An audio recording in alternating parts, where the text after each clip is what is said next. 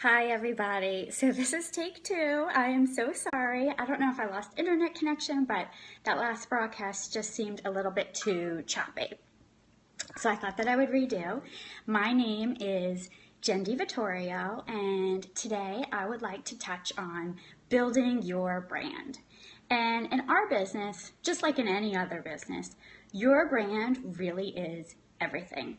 And I know that our amazing Steph Gettleman did a wonderful training just a few weeks ago on how to build your brand, but today I really wanted to touch on why building a brand is so important.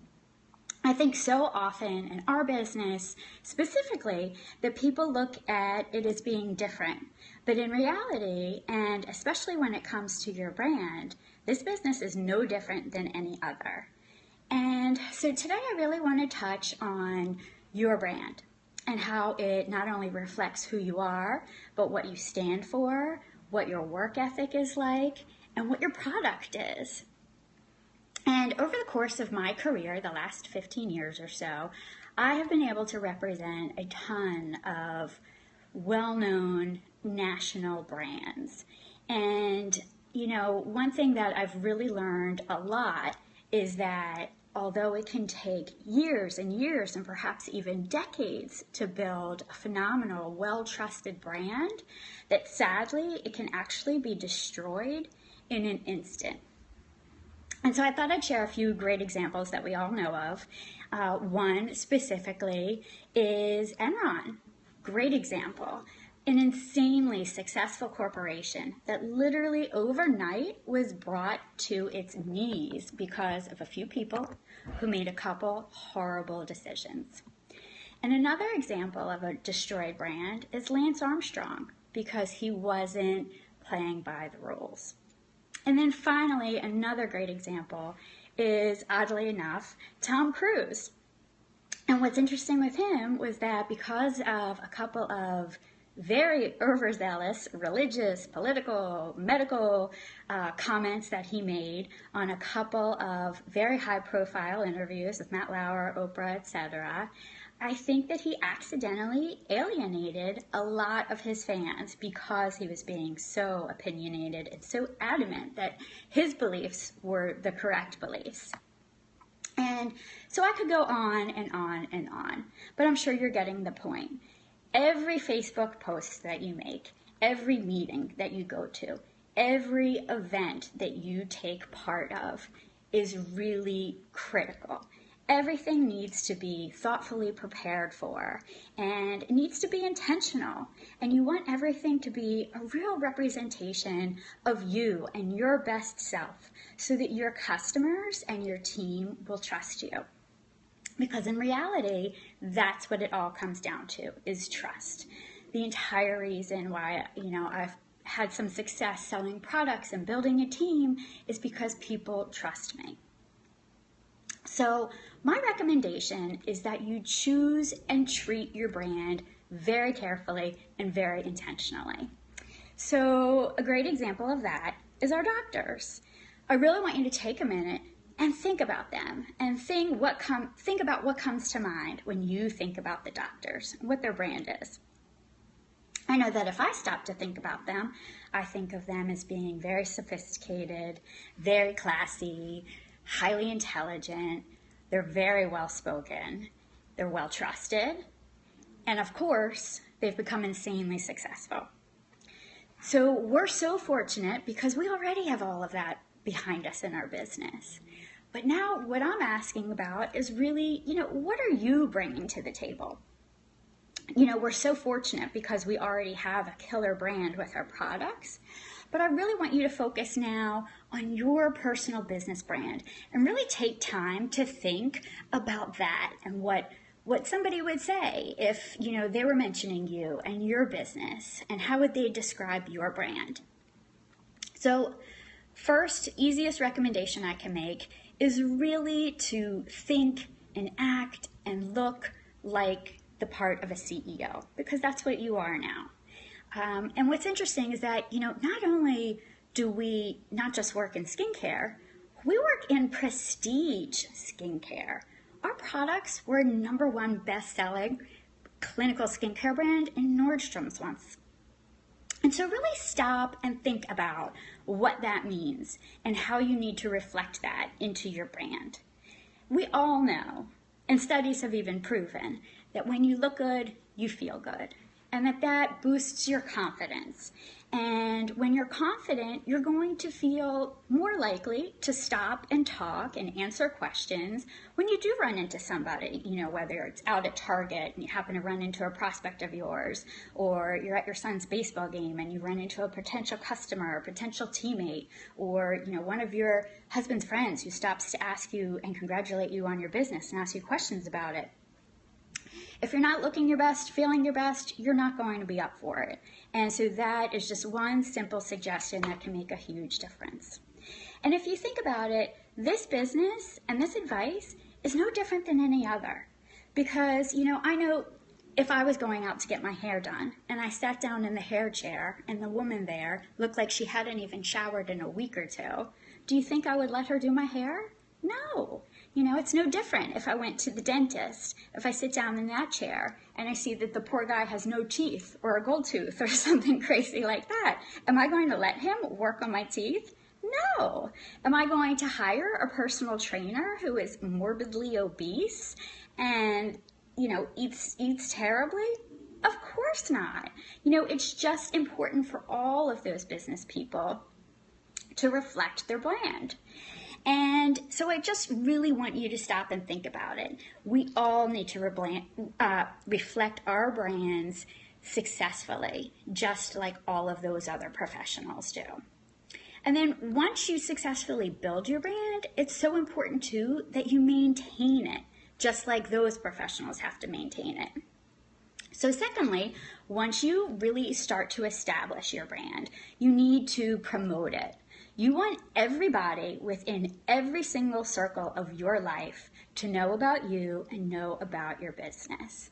So whether you're out for drinks with your husband's friends and their wives, or whether you're next door at your neighbors, or you're at your church or your temple, or you're on Facebook, you need to be consistent enough that regardless of where you are or who you're speaking with, that they will be familiar with your business and that they'll know enough about it to ask you about it, how it is, how you like it, that type of thing. Because what's so important to remember is that nobody can buy from you or work with you or want to join your team if you're not out there sharing what you're doing. So third, I can't say enough about trying to stay positive as well as stay humble. I think I've been in sales now for about 15 years, and one thing I've always remembered is that everybody wants to buy from a winner. Everybody wants to be a winner. They want to surround themselves with winners. And you always want to stay upbeat. If you or your husband or your sister or your friend is out there telling people that, your new business just isn't moving that quickly, or that you've been pretty disappointed because you're really not having that much, sudden success, do you think that in any way that is going to encourage people to buy from you or to reach out about joining your team? No.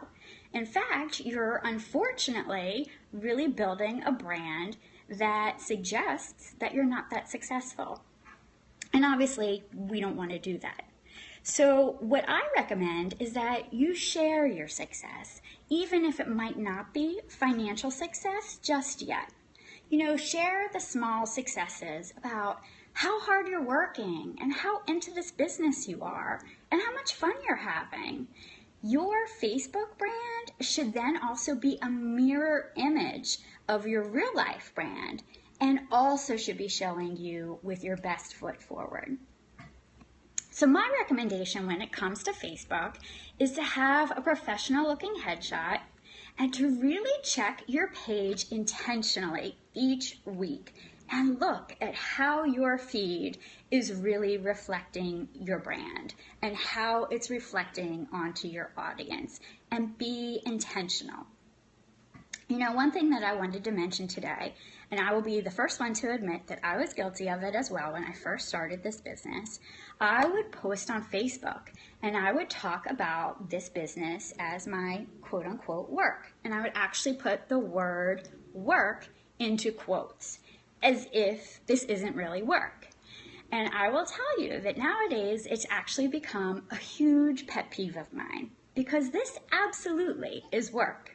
And I can assure you that if you took the time to ask any of our Lexus drivers, as well as any of the other car drivers in similar industries or channels that, offer that type of a program, if you asked them whether or not they had worked hard to earn their free car, I can guarantee you that they will all say, absolutely yes.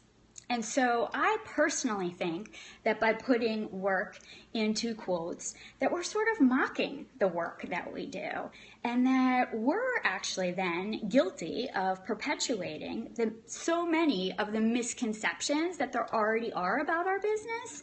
So why perpetuate this one?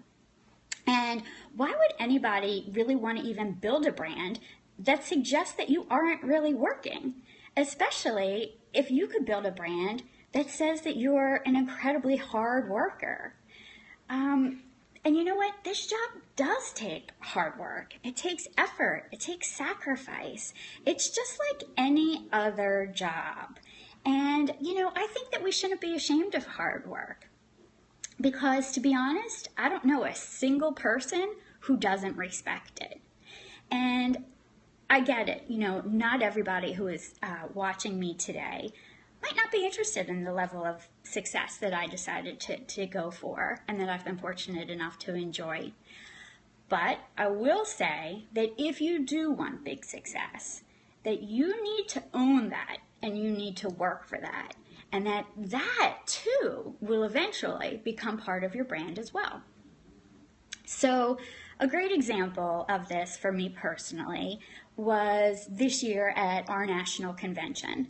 I happened to be asked for the second time in a row to speak and train, which is a huge honor, but to be honest, it does require a lot of preparation, a lot of rehearsing, and of course it requires public speaking in front of a very massive audience. And very sadly for me and for my family, about 2 days prior to me leaving for the trip, my dad was hospitalized for a very severe fall that he had. And we knew that he would be in the hospital and in rehab for a couple of weeks. And at that exact point that he had to leave to go to the hospital and my mom was on her own, we started to realize that my mom's Alzheimer's had unfortunately become so bad that she really couldn't be left alone and that we needed to hire a living caretaker. And in the heat of that moment, it was so devastating personally that, I'll be very honest, that my husband actually suggested to me that not only we might want to consider bailing on the entire convention trip, but that I might seriously want to consider bailing on my presentation. And it was hard. It was very hard. But instead, what I did was I asked my brother if he could handle that first week of, staying with my mom until we hired somebody so that I could still go to a convention, attend everything I was supposed to attend, still have my speaking engagement, and just like I had promised. And then instead what I would do is I would leave convention and go straight to Philadelphia to relieve my brother for the second week. And so that's exactly what ended up happening. And yes, I might have privately been grieving in my hotel room during that entire week, every minute of downtime that I had. But I showed up at every single event that I was supposed to be at.